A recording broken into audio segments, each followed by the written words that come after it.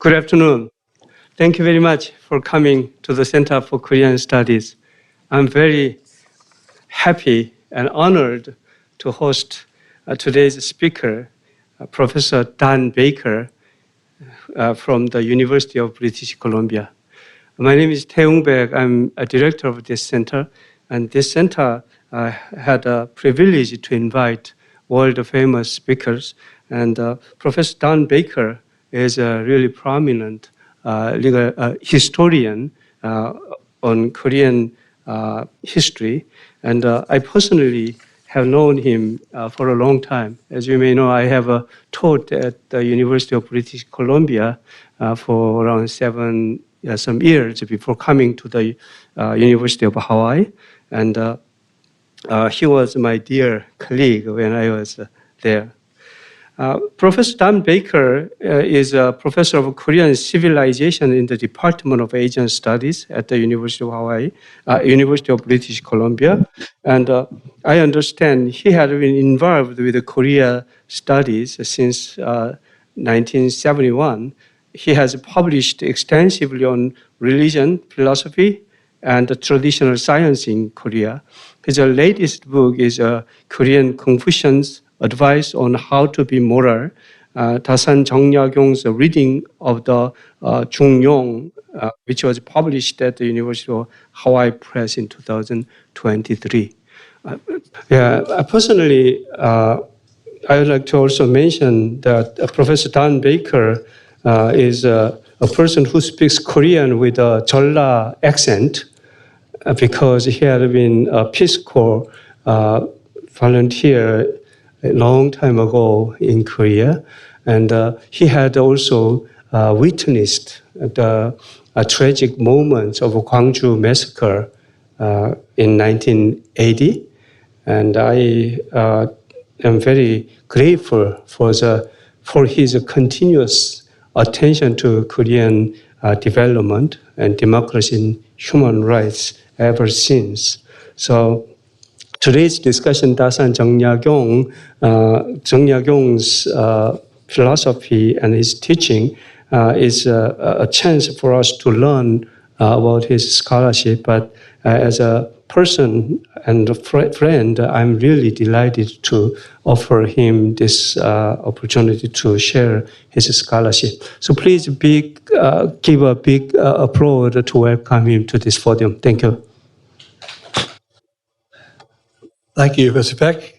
It's a very nice introduction, and I'm very glad to be back in Hawaii. This is where I started in Asian studies. I came here in 1965. The East-West Center had an undergraduate program. You had to come from a deprived educational environment, which I was going to LSU, so that counted.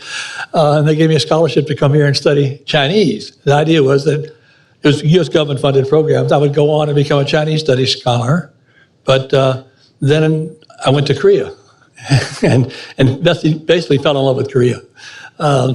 So that's how I ended up, because of Hawaii, I got into the field that I am in today. Okay. I lived right in Manoa. Okay, we're getting a little echo here, aren't we? Yeah. Okay, is it better? Yeah, it's better now. Okay. Slides, or why is the slide not advancing?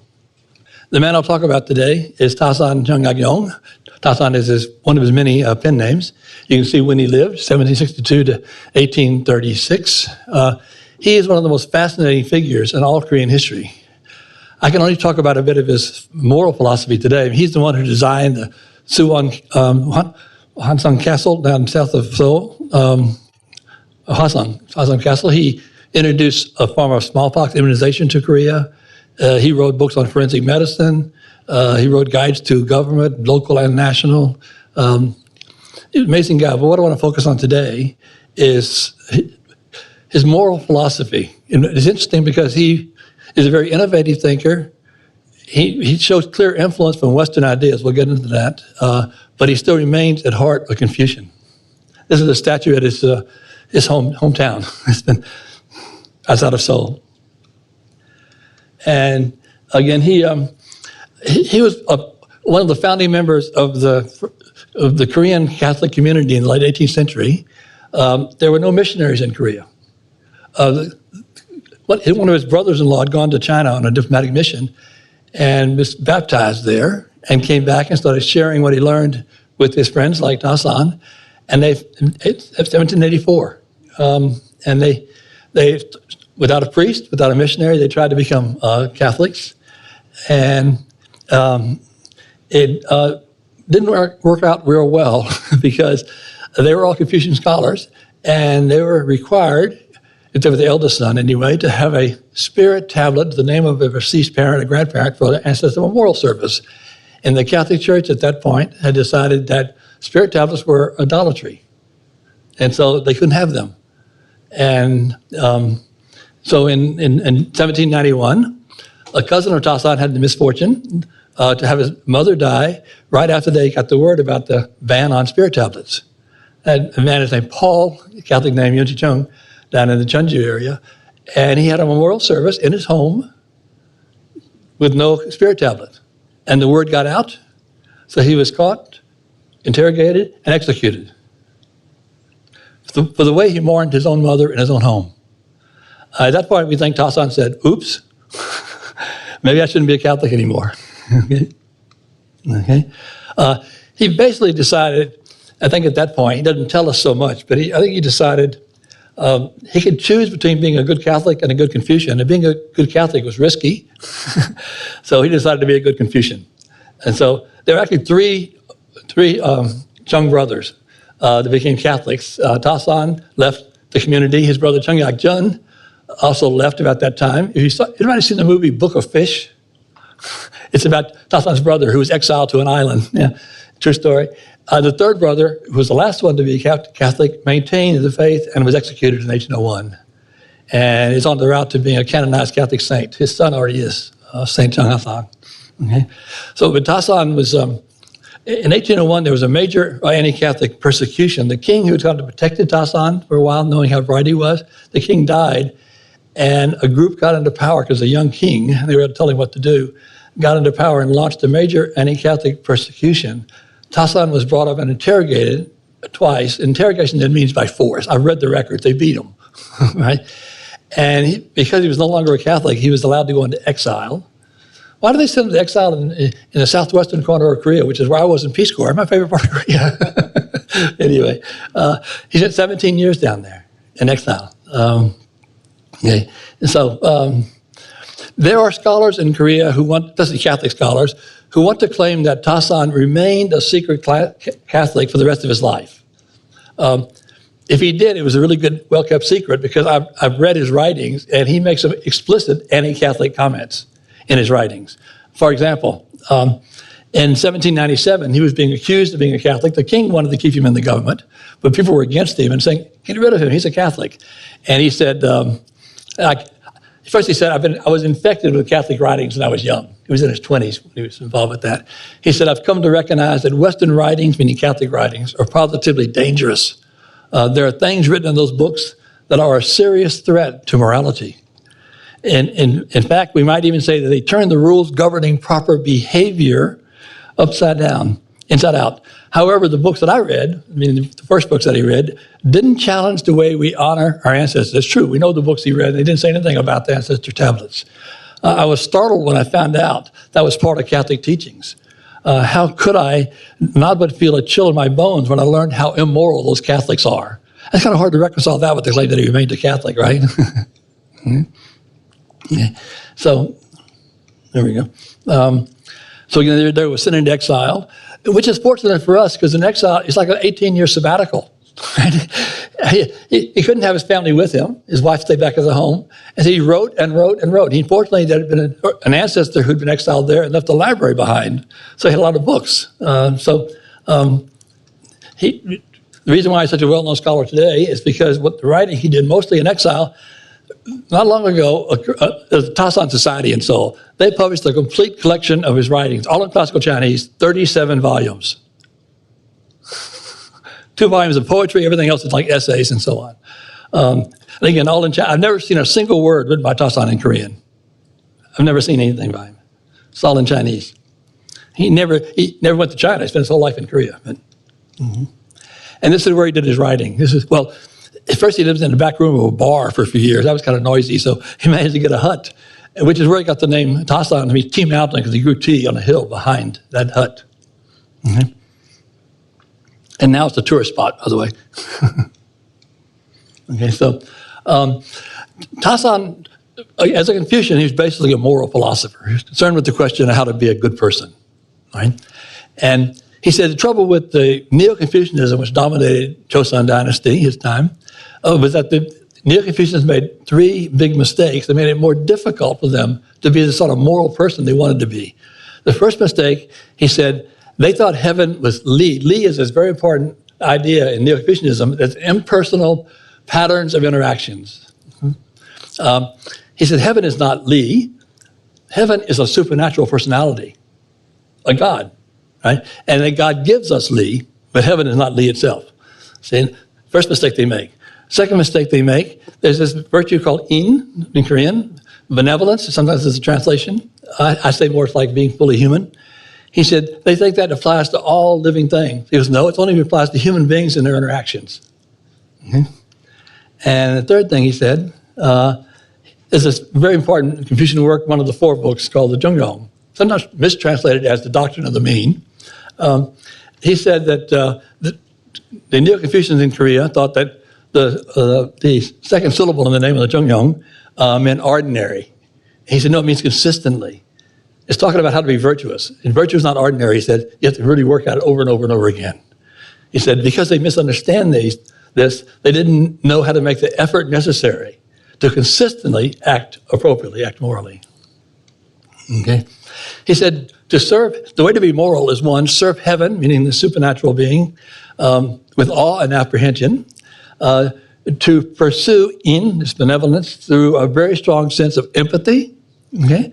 And to do so without ceasing, consistently. This is how you become a sage, a moral person. Okay? So he departed from mainstream Neo-Confucianism in a number of ways. He got rid of the whole Li, which is the cornerstone of Neo-Confucian philosophy. He said that Li was supposed to dominate the other force in the universe called, in Chinese, Qi and Korean Qi, which I translated as animating and animated matter energy. He said that Qi is what substance, what is.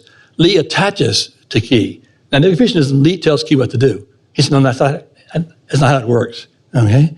And what's interesting, he uses terms here he took from Jesuit publications from China. And those who read Chinese, you can read it really small there. That's what he says. Okay? So he demotes Li. Let's see. And he said, there's no way that Li's responsible for order in the universe. Li has got an ordering principle. He says, no way. Li's not conscious. How can something not conscious create something that is conscious? He said, impossible. Where did he get that idea? Catholic books. Okay.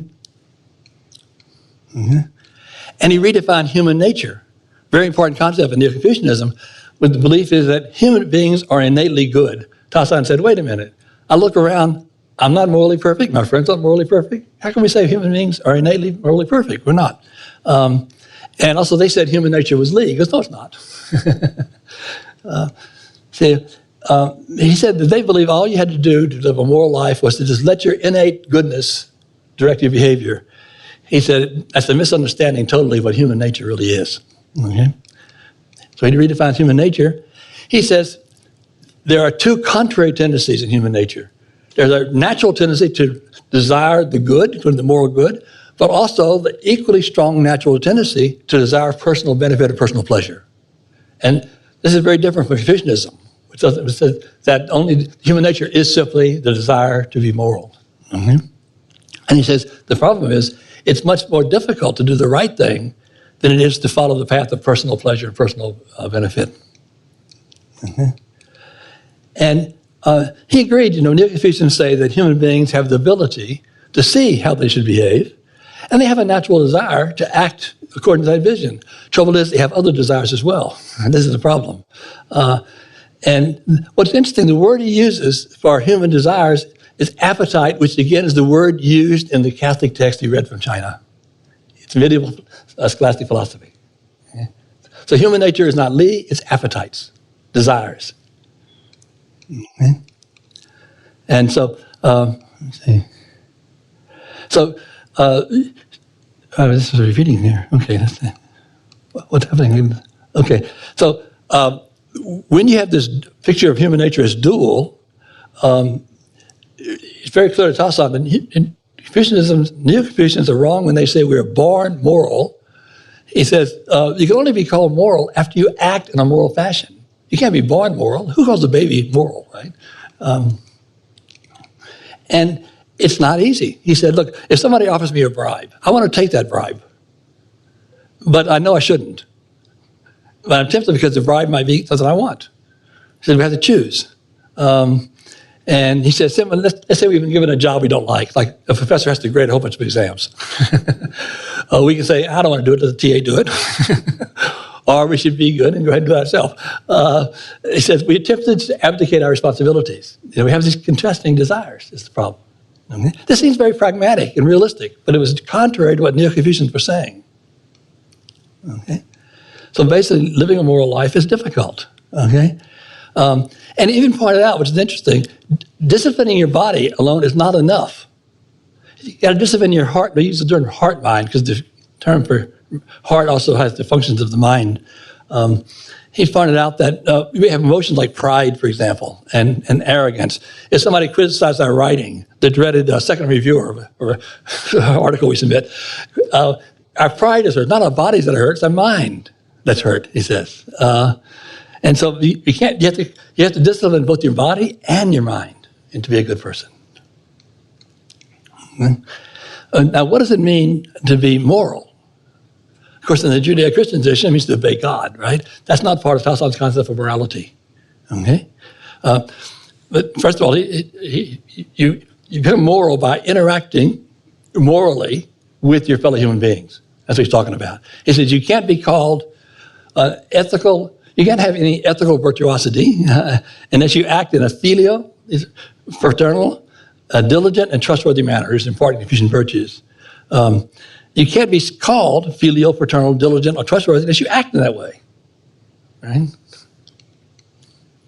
Okay, so this is really an explicit challenge to the Confucian notion of virtue or ethical virtuosity. By the way, I'm drawing on Roger Ames, used to be at U of H, his translation of his character duck, ethical virtuosity. He said, so the whole idea that you possess these virtues from birth is nonsense. How can you be moral before you acted morally? That's what he's saying. So, another interesting break from Confucian tradition, he believed in spiritual beings. Now, Neo-Confucians kind of believed that ancestors were sort of spirits of a kind, but he believed, first of all, there's a God who's a spiritual being, okay? And also human beings, whereas Neo-Confucians said human beings are a combination of Li and Qi. He says, no, they're a combination of the material and the spiritual. Where did he get that idea from? Sounds very Christian. Okay? And he believed that the God Lord on high, heaven, was not the only spiritual being. He actually wrote that there were spiritual assistants for God. And he said explicitly, these are neither Li nor Qi. And Neo-Confucianism, everything is a mixture of Li and Qi. You can't have a realm beyond that. He said, no, they're the spiritual beings that are God's subordinates.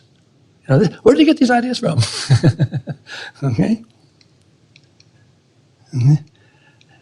Right here. Okay. So again, these spirits are immaterial beings serving as the immediate subordinates of the Lord on high. He didn't use the Catholic term for God. He used a term from the ancient Confucian classics, Lord on high.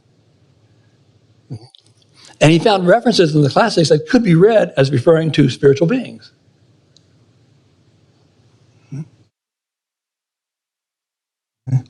And he believed in free will. And in Confucianism, you're told to establish your will, meaning be determined to do good. He says it's not that easy. You have to choose how to act. And he had to coin some terms for that. So I put them in here. There's the one to determine how to act, establish your determination. Mm-hmm. Again, you're supposed to be innately moral. All you got to do is say, I'm going to act according to my true human nature and I'll be okay. He said it doesn't work that way. Okay? Okay? He used a couple of terms for free will. One is the power of self-control. You can decide to do what you know is right. You can decide to do what you know is wrong. You can decide not to do what you know is right. Confucian didn't write that way, except for Tasan. Okay. Another one he used is, I think, put up as Quan Hyung, which means to weigh alternatives. It's very important. Every situation you're in, you got to say, okay, what's the proper way to behave in this situation, in my interaction with another human being? And then you decide to act that way, and then you have to exert the effort necessary to act that way. It's not natural, he says. Okay. So he was aware of human moral frailty. Neo-Confucianism said that all human beings, since they're born moral, human nature is moral, they are perfectible with their own efforts. Tasan said, well, then how come we're not perfect? We look around. I'm not perfect, you're not perfect, what's going on here? And he says, now one thing you can do, when you make a mistake, you admit your mistake and feel regret for what you've done. He says, nobody can go through life without making mistakes. Everybody has regrets, right? If they didn't have regrets, they wouldn't be human, he says. Okay? But if you use that regret as a kind of fertilizer to help you grow more moral, then it's good for you. Mm-hmm. By the way, when he says, he told his brother in exile, brother exiled on the island, I have a lot of things in my life to regret. And Catholic scholars say, he's regretting that he abandoned the church. Well, maybe, but he didn't tell us that. I thought I'd just take a little break here and show you Tasan. I was able to travel back in time and see him teaching. Now, this is his hometown. It's like they built a little shrine there to him. This is the kind of place he would have taught in. I assume not in the winter. And that's another name for him. Yagyong is one of the pen names he used. His collected works is called the Complete Works of Yagyong. Okay. So just having regret, Tasan said, is not really enough to get us to exert the effort we need to act appropriately, consistently. Again, he keeps saying it's not easy to be moral. Okay. So how do we find the motivation to act morally, to overcome the selfish side of our nature and let our actions be directed by the other side of our nature, which encourages us to act with regard to the common good? That's what being moral in Confucianism means, act with regard to the common good. We have to believe in the Lord on high. Okay? Now he says that the Lord on high watches our every move, even what we think. Mm-hmm. That will shame us into doing the right thing instead of acting inappropriately, if we're aware we're being watched. Okay? And the only way we'll always be on watch of our own behavior to make sure we act properly is to be constantly aware that we're being watched by the Lord on high, even in the privacy of our own room, he says. Okay? And even in the privacy of our own thoughts. Okay? There's only one person that can do that, of course, that's the Lord on high. Okay? Again, he never used, the Catholic word then for God was Lord of heaven. He never uses that word. He's very careful about trying to avoid most explicitly religious Catholic terms. Okay? Okay? There is the classic, mentioned the Chۆng Yagyong earlier. In the Chۆng Yagyong, there's a line that says, the man of noble character, a virtuous person, exercises utmost restraint and vigilance towards that which is inaccessible to his own vision, and he regards with fear and trembling that which is beyond the reach of his hearing.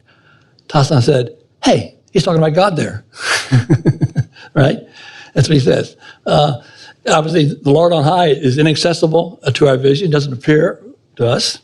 We can't hear him. We only hear him speaking through our conscience, he says. And if heaven did not watch over us both when we are quiet and we are active, there would be no need to remain circumspect and attentive after we finish practicing. Quiet sitting was a Confucian practice that Tasan said, it's a waste of time. I'd rather be reading books. Okay? So very clearly, he's talking about an actual supernatural personality. There's no, and he said, I use the term heaven metaphorically. He said, they're often called the king, the country. So it's the same thing with heaven. We don't want to call him by his personal name, so we call him heaven. But his real name is Lord on high. Okay? Okay? And again, we need this. This is what gives us incentive. He said, the reason why Confucians, remember, they shouldn't believe in Li the way they do. If you believe that God is watching you, you're much more inspired to act appropriately than you believe that Li is out there, because Li can't watch you. Right? Li's impersonal. Mm-hmm. And he also believed that Lord on high deserved reverence. Now, reverence In the early Confucian classics appeared to be reverence for like your superior, your parents, and so on. But it became a Neo-Confucianism more an attitude of quiet mindfulness, sitting quietly. Tasan said, no. Reverence needs an object. Okay? He was a follower of the Namian school of Choson Confucianism, leader of which was Itege. And Tege really emphasized maintaining a reverent attitude. We never said what to be reverent of. And Tasan said, it can be reverence for heaven, reverence for your parents, reverence for your superiors, like your dean, your professor, reverence. But every instance, reverence, he said, has to be reverence for something. And the ultimate reverence is due to the Lord on high. He said, modern Neo-Confucians have forgot that. Mm-hmm. They don't know what reverence means. Okay? And so, and again, he says that you can say reverence for heaven, but you're using that metaphorically. You really mean the Lord on high. Okay? He says, you're not talking about the blue sky here. He distinguished them. He says heaven is not the blue sky. We can use the term in different ways. When I'm using it, I mean the Lord on high, he says. The Lord on high is definitely not the Christian God, the Catholic God. Okay? There is no divine revelation. The Lord on high did not dictate the Confucian classics. There is no heaven or hell. The Lord on high may make you feel ashamed of it, acting immorally, but he doesn't condemn you to hell, or if you act good, doesn't give you heaven. Okay? He's just there to watch you and make you feel guilty. That's his sole responsibility. This is why another reason I say he's not a Catholic. So, and he's not the creator. And there was a line in a commentary he wrote on the Book of Changes that sort of suggests that the Lord of Heaven kind of set the universe in motion. But you don't get this creation out of nothing to get in the Christian tradition. And he doesn't redeem you. Right? None of that. And Tasan obviously was aware of those Christian teachings because he read Christian books when he was in his 20s. Right? Mm-hmm. And the Lord on high does not require you to go to a church on Sunday and worship him. There's none of that. Okay? Okay. So I say this is Tasan's, I call it pragmatic theology. And this is one thing Tasan wrote in a commentary on the Chォng Yagyong, on the Doctrine of the Mean. He said, look, there's no human on earth without base desires. What keeps us from following those desires and doing exactly whatever we feel like doing, it's the fear that our misbehavior will be noticed. Noticed by whom? Whose gaze keeps us in a state of constant caution and apprehension? We are cautious and apprehensive because we know there are enforcement officers responsible for making sure rules are followed. We are cautious and apprehensive because we know our sovereign can punish us if we behave improperly. If we did not think someone was watching us, would we not simply abandon all sense of moral responsibility and do whatever we felt like doing? Mm-hmm. Okay? Well, here we go. But what makes us behave properly, even in the privacy of our own room, and make sure that even our thoughts are proper thoughts? The only reason why an exemplary person is watchful over his thoughts and behavior, even in the privacy of his own room, is that he knows there is a Lord on high watching him. Okay. And then he says later, heaven, meaning Lord on high, penetrating intelligence is able to look right into our heart mind. There is nothing it cannot see. There's nothing that we do or think that heaven does not know about. Even the bravest person cannot help but feel apprehensive when he realizes this. Okay? Okay. So I call this anthropocentric morality. Christianity is theocentric, focused on worship of God, obeying God's laws. This is all about the human community. Being moral means interacting appropriately with your fellow human beings. Lord on high watches you to see if you interact appropriately, not with him, but with your fellow human beings. Okay? And he says that human nature alone cannot be called virtuous. Remember that? He says, ethical virtuosity only emerges in interactions with other people. Okay? So, morality means defined in terms of interactions within the human community.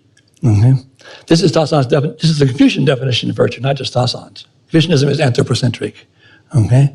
Tasan never said you have to pray to the Lord on high. He never called for that. Right? He just said, be aware you're being watched. Okay? And I had to show this from UBC. These are our 5 Confucian virtue stones near my office. But the one on your left, my right, is in, which is the supreme virtue, which if you know Chinese, you know that it's made up of people too.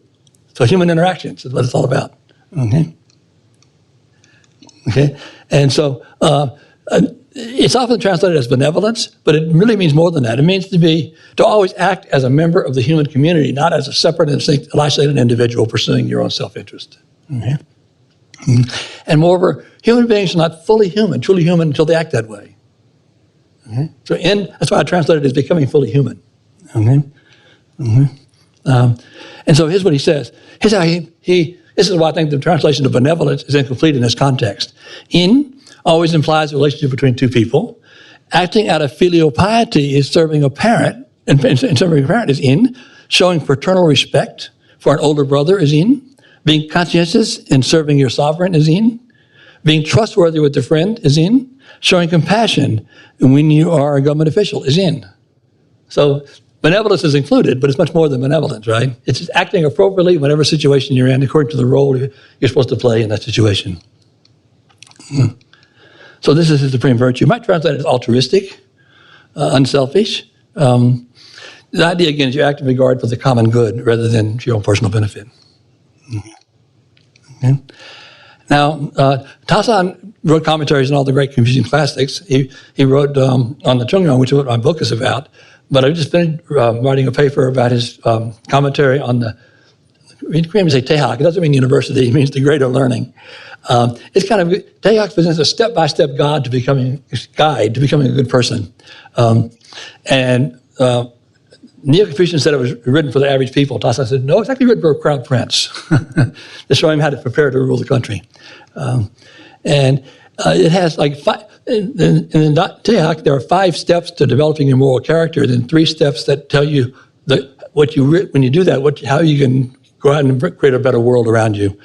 And the first 2 steps are the investigation of things and extension of knowledge. Tasan drops those as separate steps. He drops those. He says that's a continual process. You don't need to do those first. Okay. The first steps that he sees are, 1, develop sincere intentions, and I'll talk about in a minute what sincere means. Okay. And once you do that, then you rectify your heart-mind, right? Remember, your heart and your mind are one organ. And then when you do that, you can cultivate the self, cultivate a moral character. Okay. So, remember sincerity? Sincerity in English means what? We do what we say we're going to do, right? It means much more than that. It means acting unselfishly. I translate it as unselfishly cooperative and appropriately responsive. In other words, acting with recognition that you are part of a community, not an isolated individual. Okay, and when you do that, you become fully human. By the way, so in and sincerity are similar, but in refers more explicitly to interactions among human individuals. So sincerity is more how you interact with everything, including nature. Okay. Okay. And he takes a little word game here. The Chinese character for sincerity is not sung. Another Chinese character for not sung means to accomplish or complete. And Tasan says it's not a coincidence, because the sung meaning sincerity means that you become a complete human being. You accomplish the task of becoming a human being. Mm-hmm. He made a little chart here, which is kind of hard to follow, I guess. What's interesting about the chart is he leaves out, again, as separate steps, investigating things and expanding knowledge. And this is the way the Chong Yagyong works. If you want to properly orient your heart-mind, rectify your heart-mind, first cultivate a selfless disposition, sincere intentions. And if you want to cultivate a moral character, first properly orient your heart-mind. If you want to create harmony in your family, first cultivate a moral character. If you want to govern well, for the crown prince, first create harmony in your family. If you want peace to prevail on earth, first govern your own realm well. This is straight from the Taehak. I said that Tasan drops, again, investigation of things and extension knowledge as separate. The Taehak also gives you another way to reach the same goal. If you cultivate a selfless disposition, sincerity, your heart-mind will be properly oriented. If you properly orient your heart-mind, your moral character will be cultivated. Okay? If you cultivate a moral character, your family will live in harmony. If your family lives in harmony, you'll be able to govern well. If you govern your own realm well, the whole world will be at peace. Not a bad idea, if you can get that, right? And it says here, he who makes his intentions selfless, sincere, is the first to discern how to act properly. Okay? And knowing what to prioritize and what to not prioritize means you're approaching the Tao, the way of proper behavior. Mm-hmm. And discerning the particulars of a situation leads to comprehensive awareness of what to do. That's the investigation of things to him. This is what is meant by expanding knowledge. Expand knowledge by acting properly. It's not a preliminary step. Mm-hmm. And I gave a lecture in Eastern Canada, Prince Edward Island, a few months ago, and I said, the heart mind is not the self. They said, what? Tasan said it's not. Why were there two separate steps in the Teog? You know, you rectify the heart mind, and then you cultivate the self. Okay? He says that the heart mind is included in the self, but the self is more than that. Mm-hmm. Basically, the heart mind is our internal orientation. The self is what we do in society. So you have to rectify your heart mind first to make sure you have the proper intentions, selfless intentions, and then you go out and cultivate the self by acting appropriately. Mm-hmm. So I don't have time to get into the whole Neo-Confucian or Confucian definition of human beings, but it's basically a relational definition. There is no inner core like the self, like the soul, like you have in the Judeo-Christian tradition. It's instead the self. The person is simply the sum total of all the proper roles they should play in their situation in society. You're nothing apart from your roles. You're a social being, defined by society. Right? And we're all different, we all have different roles, but that's how you're defined. And so that's the self. And so you want to cultivate the self, meaning cultivate your true personality in your interactions with your fellow human beings. Mm-hmm. Roger Ames has written on this, by the way. There we go. Whoops, there we go. So Zhu Xi, who was like the great a synthesizer of Neo-Confucianism back in 12th century China, has said, if the heart mind of human beings is always and lucidly present, there is no need to restrain or control the self. It will naturally fall in accord with proper standards and norms. Tasan said, no. It's not how it works. Okay? The heart mind might suggest what we should do, but we're not necessarily going to act that way. Because often we do things we know we shouldn't do. Right? Mm-hmm. So Tasan said becoming moral takes effort. Mm-hmm. So his definition of self tells us what our potential is to become a real human being. Right? Mm-hmm. To fully become a full human being and cultivate our true potential, there's several things we have to do. First, we have to cultivate our heart mind so that we can see clearly how we should behave. Don't let our emotions blur, our selfish thoughts blur our perspective. See clearly how we should behave. And also cultivate our conscience so that we let our knowledge of and preference for the moral good override our equally natural preference for personal benefit. But that's not enough. Second step, you have to make a firm decision to act in accordance with that knowledge. Knowledge of the good does not automatically lead to acting properly, Tasan said. Okay? So you got to make a decision to act properly. That's not enough. Then you got to make the decision to make the effort necessary to follow through with that. Neo-Confucian thought it was like you saw with Zhu Xi. Once you know what to do, you'll do it. Tasan said it doesn't work that way. Mm-hmm. Mm-hmm. Mm-hmm. And so, again, cultivation of a proper heart mind is only a preliminary step. Okay? The complete self is a person appropriately interacting with the world around them. He wasn't a real fan of the Confucian practice of quiet sitting, which, by the way, he said they got that from Buddhists. And so to do this, to interact properly, you got to cultivate proper emotions. That includes, we talked earlier about the emotion of empathy, but also he says you have to maintain emotions of reverence, caution, and apprehension out of awareness that the Lord on high is watching you. Okay? Only if you're constantly conscious of the fact that you're being watched will you make the effort necessary to consistently act appropriately. Okay? He says, you can never be moral if you don't know what heaven is, meaning if you don't know that heaven is actually the Lord on high, you won't have the incentive to act properly all the time. Again, he's not worried about going to hell or getting rewarded with heaven. He wants that doesn't want to feel ashamed in front of the Lord on high. Is what he's saying. So he said, Neo-Confucian is not the answer. He criticized Neo-Confucians. He said, those who study nature and principle, that's the Korean word for Neo-Confucians, babble on about Li and Qi, about nature and their motions, substantive function, original and physical nature, generation by Li, generation by Qi, the quiet mind, the engaged mind, whether Li and Qi are one thing or two, whether Li unites and Qi differentiates, or whether Qi unites and Li differentiates, and whether the human heart is pure goodness or contain evil mixed in with the traditional Confucian debates. He says, these Neo-Confucians in Korea become so angry when others disagree with them that the veins in their necks stick out. This is Tasan's why I'm translating it directly. They yell and scream at each other or sit mute, brooding over what has been said. They see themselves as the most profound thinkers under heaven, but when they attack in one direction, they themselves are attacked from another direction. It sounds like being an academic, right? Winning one argument, they find themselves losing another. There are factional banners hoisted on every gate and defensive walls erected around every home. Mm-hmm. So I'll finish that. Tasan wrote, when he was back out of exile, he kept in touch with some young men he'd met while he was in exile, and he wrote a letter to one of them. The man basically said, how do you define Confucianism? And Tasan said, it's very simple. Okay? It's nothing more than filial piety and fraternal respect and affection. Acting in a properly filial and fraternal manner will make you a person of virtue.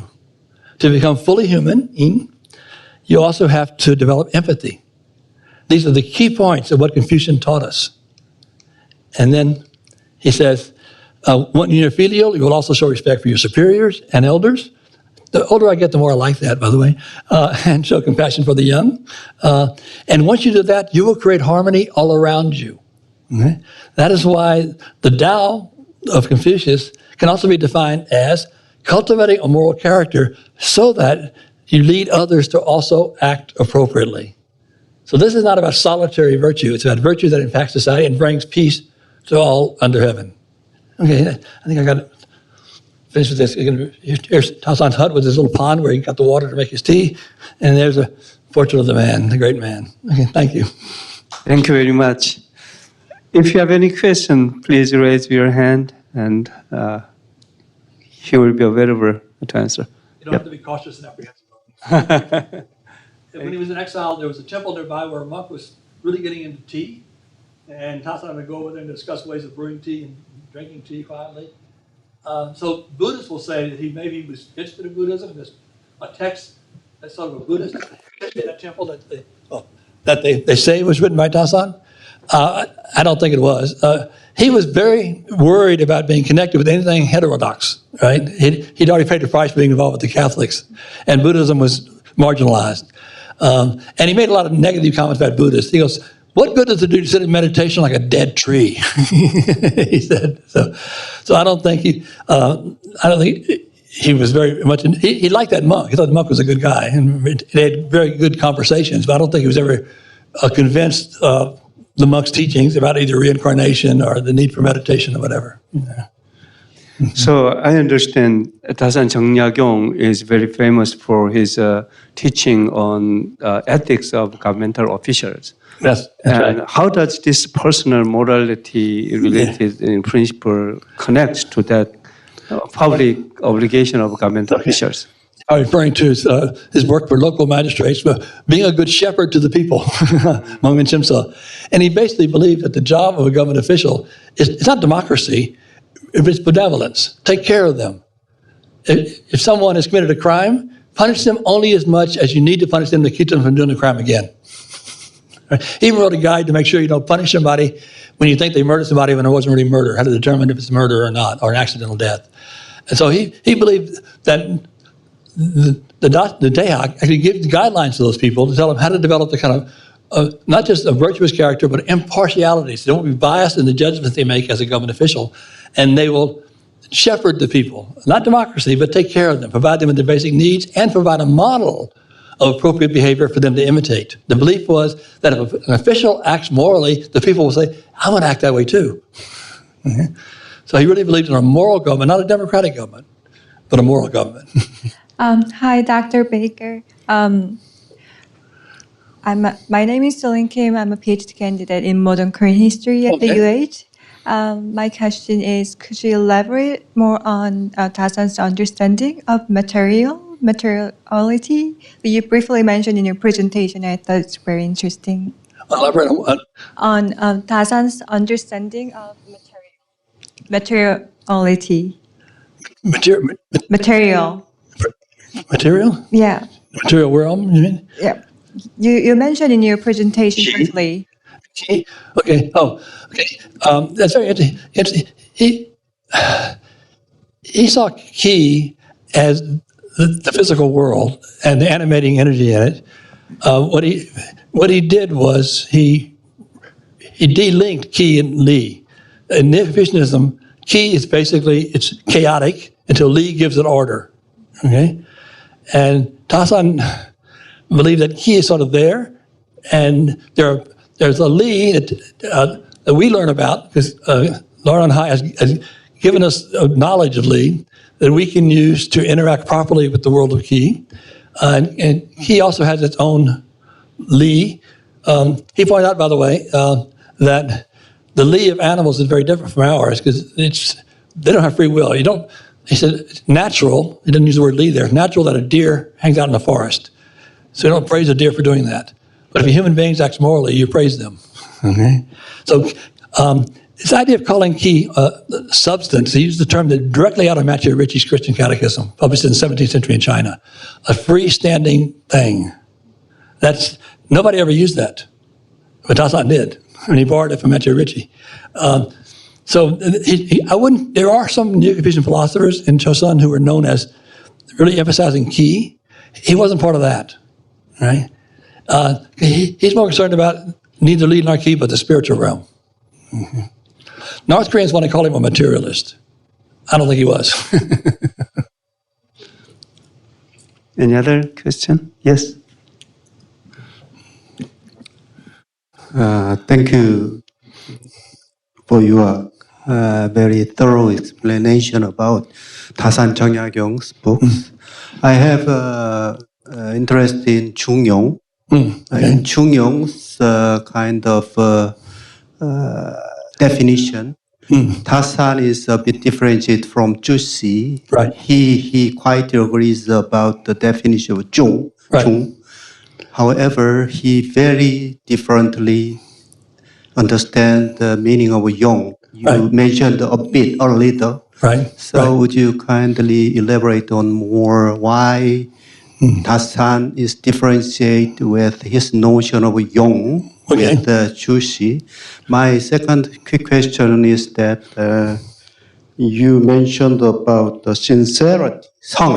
Right. But in my feeling, the spirit of Chungyong for Korean people just to understand easily, then there was Song, but also as a meaning of integrity, for Western norms. Yeah. So would you add on your explanation about Song and the integrity and sincerity notion? Okay. That's my question. Okay. So Mr. Sei Lim is our visiting scholar who just arrived recently. Okay. I'll answer the first question first. Roger Ames here, used to be at the University of Hawaii, published a translation of Chûng Yagyong focusing on the familiar, because he's following the Neo-Confucian reading. And Tasan would agree with the focusing, but not the familiar. Okay? And Tasan read Chûng as being focused on the task at hand. So you understand what you're supposed to do. And Yong means consistently being focused on the task at hand and doing the right thing. So it's not the familiar, it's consistency. And what Tasan always does, when he wants to explain why he disagrees with Jushi, he finds examples in the ancient Confucian classics that he can read the character that way. He says Jushi is imposing his own ideas on the past. I want to tell you what the past said. Okay? And on sincerity, I know about the translation of integrity. Roger Ames, I think, translated creativity. But it's really hard to translate it into English. That's why I use this multiple word definition, appropriately responsive and unselfishly cooperative. Because it really means, it is integrity, that you're being what you're supposed to be. You're acting like you with integrity, right? But we don't have any English word for it. really, one single word. It's fun. There are many cases like that, of course, and we try to translate from classical Chinese into English, but that's one of the more difficult ones. Nothing wrong with integrity, but I want to get more of the sense of what Tasan is saying. By the way, Tasan, in one of his commentaries on the Chong Yagyong, the king said, Chong Yagyong's about song, right? Yes. Then why doesn't it mention it in the first half? Tasan said, if you look behind the lines, it's there. They don't use it explicitly, but every chapter is about it. So that was the problem too. I mean, why is this about song when it's not mentioned until the second half of the book? Mm-hmm. Very good. Any other question? Okay, so I might ask one more question. So Tasan was eventually called by the king after being on exile for so long a time. And was this kind of belief and philosophy actually emerged in his later serving the government? He actually didn't serve after he came back from exile. The king was blocked by officials who said, you can't bring him back, he's a criminal. So Tasan was very frustrated to that. And basically the only writings of Tasan that were read by people outside of his family in the 19th century were his political writings on how to run a government. His philosophical writings were not read until the 20th century. And so basically he was a man without disciples, basically, a major disciple, unlike Tasan Chォng Yagyong. We're lucky that his descendants kept his materials. Yeah, but the king wanted to bring him back, but people said, no, he's a criminal. But he served for some time as governmental official. Not after 1817, 1818, not as far as I know. Okay, maybe. Yeah. So the first some exile period, and he was called back to government, but he was sent back again. I see what you mean. He was exiled briefly in the 1790s, and he was brought back. But he hadn't. And what's interesting, the king knew that Tasan's ideas were not orthodox. In fact, when Tasan took the civil service exam, was it 1780s, he got supposed to be one guy ranked him number 2 because of his departure from Jushi, and then somebody else ranked him number 1. The king said, "Good, this Tasan's really smart." Okay, so you're right. He was brought back briefly. After, King Cheongjo, who died in 1800, really liked Tasan. He recognized his brilliance. But the kings in Korea, they didn't have as much power as they like to have. Their officials would block them. So several times after 1818, people recommended that Tasan be brought back into the government. It's always blocked. Yeah. Okay. So we still have a couple of minutes. So do you have a question? Yes. So this is a more of an unrelated question, but what did Tasan eat? What did he eat? Yeah. As far as I know, he was not a vegetarian, not a Buddhist. When he was in exile, one of the nice things about being in exile, your family couldn't go with you, but they could send you food. And of course, he was of the elite noble class, so he had land, so his family could send food to him. Oh, okay. So he's a carnivore then. Yeah, and he grew his own tea. He was on the coast, so he had fish. Okay. Yeah. He never talks about what he ate. He wrote about everything under the sun except food. I haven't gone through his poetry. Maybe he writes poems about food. I don't know. But the young man, even though he's in exile, he's still doing better than the average Korean then. His family, his wife could have the servant bring food down. Okay, yeah. So even his brother on the island, Chong Yagyong, had a lot of fish, right? We wrote the book of fish. Yeah, and you said Chong Yagyong denounced that he was a Catholic. Right. But according to the writing you cited, he mentioned the existence of spirit being. Right. So is it general kind of approach that many other Confucianists present when they talk about Sangje or heaven, or is his approach more influenced by his exposure to Catholicism? It's a very good point, because there are some very good contemporary Korean scholars of Korean Confucianism who point out that before Tasan, you had people talking about the Lord on high. Tae-ge said, always act as if the Lord on high is watching you. And Tasan just dropped as if. There was a guy named Yun Hyu, also of the Tasan's same faction, saying, to be good, you got to have an attitude of fear and trembling in front of the Lord on high. Some people argue that he didn't need the Catholic books to get that idea, that he was simply expanding on what he learned from people who had never encountered Catholic writings. By the way, one of the arguments people use when they want to say Tasan was a secret Catholic, he writes to his son, be very careful what you put in writing. So people say that shows he was trying to hide his Catholic beliefs.